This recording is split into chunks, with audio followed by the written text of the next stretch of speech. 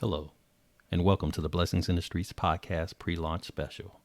I'm your host, Joseph B. Roberts, and you have been granted exclusive access to the listening party of my book, Blessings in the Streets, When God Leverages Our Valley Experiences. Please like, share, and subscribe to our channel if you enjoyed the content that has been provided today. We're going to dive into Chapter 8 of the book, and the title of the story that I'm going to share with you in that chapter is What About Your Friends? Mom was always a very sociable type of person who never met a stranger. She had a natural ability to draw people to her in such a way that made it difficult for anyone not to enjoy being in her presence. It did not hurt that Mom was also quite smart, which established her as being that go-to friend when you needed someone to call on for the extra brain power topics. What made being friends with Mom most special was the level of loyalty you could count on from her. She knew how to be your biggest cheerleader, but was also capable of providing a shoulder to lean on during those difficult times. If you ever were in need of anything, Mom was prepared to share whatever she had available, even if it were her last. One of the challenges my mom faced in being this type of friend was an inability to pair up with others who were as equally committed to the friendship. It is one thing to be well liked and even admired, but you also want to know that when the going gets tough, you too have people in your life that you can count on for support.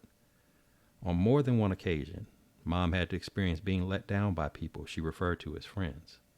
She was aware of those who spoke negatively of her behind her back, while choosing not to confront them directly. Mom shared with me stories about times when she needed to borrow money, only to have those she called friends deny the help they were in position to provide, or made her feel as if she had to beg to get it. I even recall a time in which a friend she was with insisted on stopping at a restaurant that she knew Mom could not afford. While this friend agreed to pay for her meal, Mom was limited to order exclusively from the kids' menu. When friends came by to visit my mom, she always extended the offer of a hot home-cooked meal along with anything she had available to drink. In contrast, she had friends that when visited were highly unlikely to offer something as simple as a glass of water.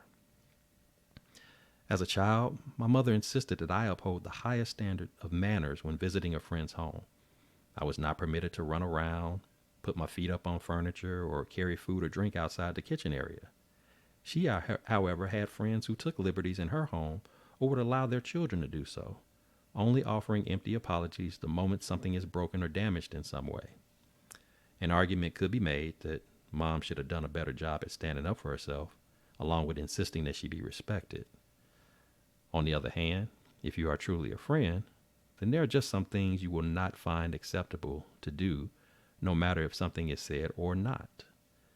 I believe that Mom had an internal fear of living life without friends, which caused her to accept some of the mistreatment and disrespect that came her way from those friendships. This is not to say that Mom never had quality friendship moments. It was just not at the level of consistency her heart desired. As far as she was concerned, most friendships throughout her lifetime came with a price that she never considered imposing on anyone in return. In time, Mom got a little better at being cautious with whom she allowed to be a part of her circle of friends. It was a painful lesson that had to be learned so she could become less tolerant of treatment that she otherwise did not deserve.